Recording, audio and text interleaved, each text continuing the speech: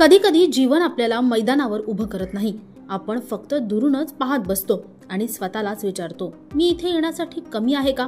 शेफाली वर्मा ही तिथेच होती, नाव स्क्वॉड मध्ये, पण खेळायची जागा नाही. घरेलू क्रिकेट खेळणी तसेच WPL मध्ये चमकली, पण लोक म्हणत होते सातत्य नाही. किती काळ मनात दडवावं, किती वेळ कल्पना करून स्वतःला समजवायचं. पण मग नशिबाने दरवाजा उघडला.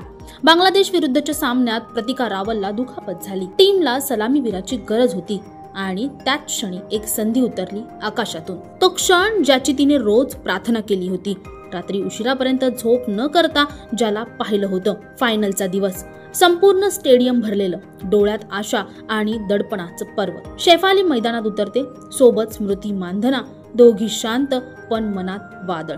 पहिली बॉल, दुसरी थोड्या वेळाने बॅटने बोलायला सुरुवात केली. एक एक धाव, एक एक स्ट्रोक.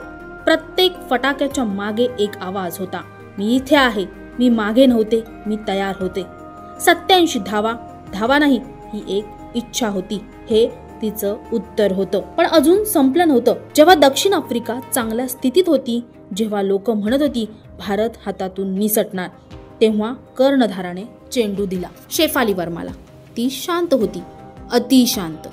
पहिली विकेट कॅप, दुसरी विकेट सनलूस, आणि त्या 2 विकेट्सने केवळ सामना बदलला नाही तर पूर्ण कथा बदलली. शेवटचा क्षण, भारत विश्वविजेता. सगळ्यांचे डोळे चमकत होते, पण शेफालीचे डोळे ते सांगत होते काहीतरी वेगळं. ती म्हणत होती, मी परत आले नाही, मी स्वतःला सिद्ध केलं. कधी कधी जीवन आपल्याला बाहेर बसवतं. ते विचार करत नाही की आपण किती मेहनत घेतली, किती रडलो, किती लढलो, पण जेव्हा संधी मिळते, थोडी थोडी नाही, पूर्ण जीव लावायचा असतो. शेफाली वर्मा सांगते, सातत्य म्हणजे हार न मानण्याची जिद्द. जर जग तुमच्यावर शंका घेत असेल तर फक्त एकच करा, स्वतःवर विश्वास ठेवा, बाकी वेळ दाखवेल.